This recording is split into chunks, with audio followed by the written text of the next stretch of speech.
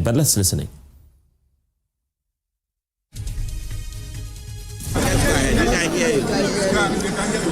Good afternoon once again, ladies and gentlemen.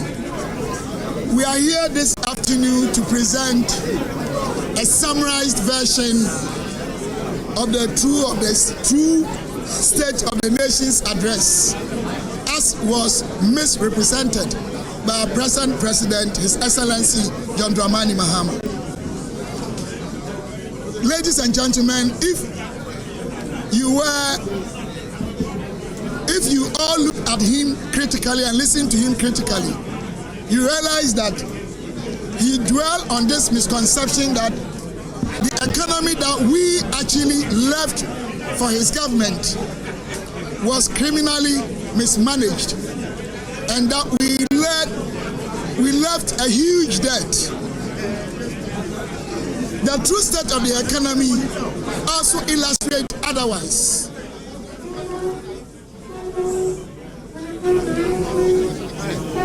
Ladies and gentlemen, this afternoon,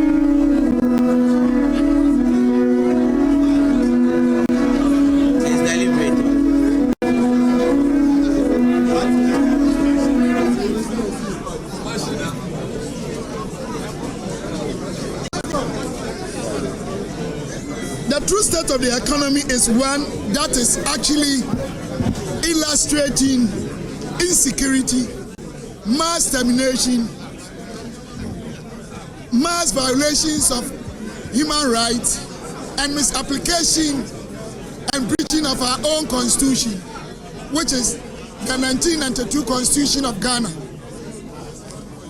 If you have been realizing what is going on in our country today, even public servants and civil servants who have what it takes to also access public facilities as enshrined in our constitutions are being sacked.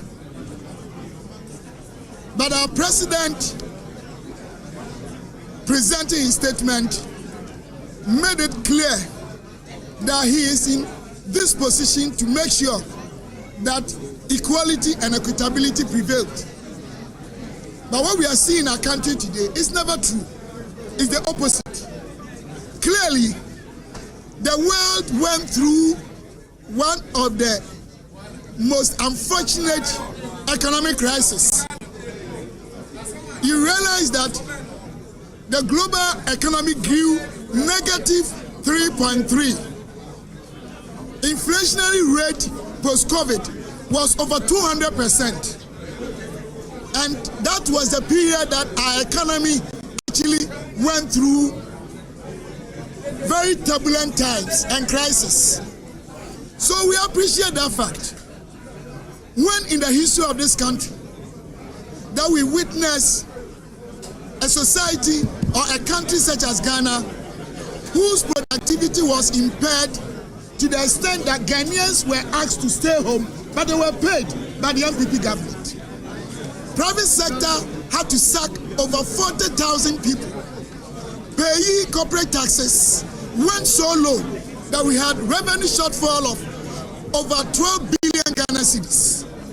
So definitely the world crisis affected us because we are an import-driven economy. These were the facts that we're expecting our president to have told all of you. But he only concentrated on a lot of misinformation. Ladies and gentlemen, 2016, GDP growth was 3.4, industry was 4.3, agriculture was 2.7, service was 2.8. But when we were leaving power, November 2024, our GDP was growing almost twice as 2016, and that was 6.3. Our agriculture was growing 4.5.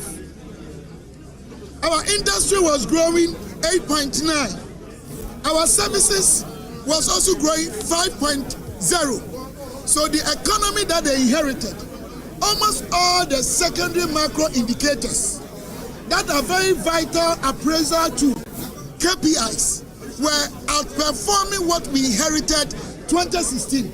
Go and check our primary balance. Go and check our trade balance. Of course, inflation rate was around 23%. We took over 15.4. Don't forget that the severity of the crisis made us have inflation rate of 54.1. But because of the prudent economic management of the NPP government, we're able to reduce it up to 23%, from 54.1 up to 23. The exchange rate went to 54%. Look at T-bills, they all came as low as possible. Ladies and gentlemen, there's one thing I want you to know, that our president did not address the true state of the nation's economy. We have a lot, time will not allow me. One statement that he made that I was very much surprised was the fact that we had left billions of cedis at the defense ministry. But he failed to tell us the crisis that was looming. He himself emphasized the point that our boundaries were threatening our country. In fact, this is what I'll hand over to you. At the defense ministry, unprecedented achievements in the area of acquisition of equipment that has given us security as a country. He did not talk about it. Ladies and gentlemen, our president failed to talk about the fact that Agenda 111 is ongoing and that some of the projects, we have completed them.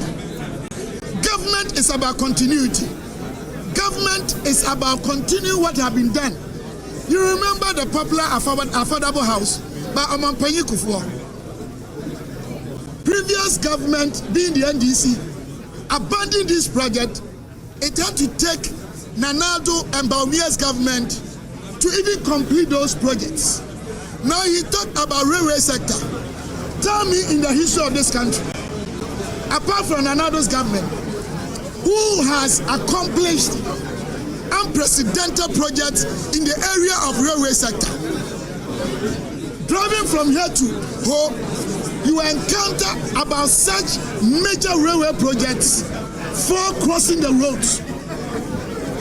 We have commissioned some of them and even brought into practice or operation coaches that are operating now. So if the president is trying to create the impression that the economy was so bad and it was criminally mismanaged, that is the reason he's been given the mandate. And that is why he was trying to intimidate the judiciary by describing the judiciary in a bad way. But ladies and gentlemen, the same economy was able to take care of the poor child, implementing most of the enviable projects in terms of social intervention in kind and in cash on the continent of Africa and on the globe. But for free SHS, over 100,000 young ones would have been home. But for Nanado's government, NHIS had already collapsed under first Mahama's administration. School feeding had collapsed. LEAP had collapsed. In fact, teachers and nurses' allowances, the most essential services in any economic jurisdiction, is education and health. But he cancelled all of them, making some of poor Ghanaians coming home only to be confronted with unwanted pregnancies. And some got into drugs. So we are saying that NPP government, in spite of the economic crisis that was unprecedented since the First World War, we've been able to restore the economy. We handed over a restored economy to the Mahama government. A working economy, operationally, it was so fundamentally correct that the economy that we left, in terms of primary macro indicators, in terms of secondary macro indicators, in terms of education, in terms of agriculture, in terms of health, they actually inherited a better economy. All the payments he's talking about, where did they get money from? Where did they get money from? Within this shortest possible time, they have borrowed almost 59 billion Ghana cedis. Only in 50 days. Less than 2 months. Less than 2 months. Mahama's administration has borrowed 59 billion, unprecedented. So all that we are telling you is that Ghanaians have given them the mandate. Ghanaians are expecting them to treat everyone, whether you are from the north or south or central part of Ghana, whether you are Nilaye or Kwame Asante or Delali or Amegashi. Ghana is one country with one people with one destiny. Why are they even sacking nurses and teachers? Whilst in most of the communities in the northern part, Ashanti, and in the Volta region, they don't even have teachers and nurses. In conclusion, we want to tell you that in the first place, the economic figures have indicated us that we left a better.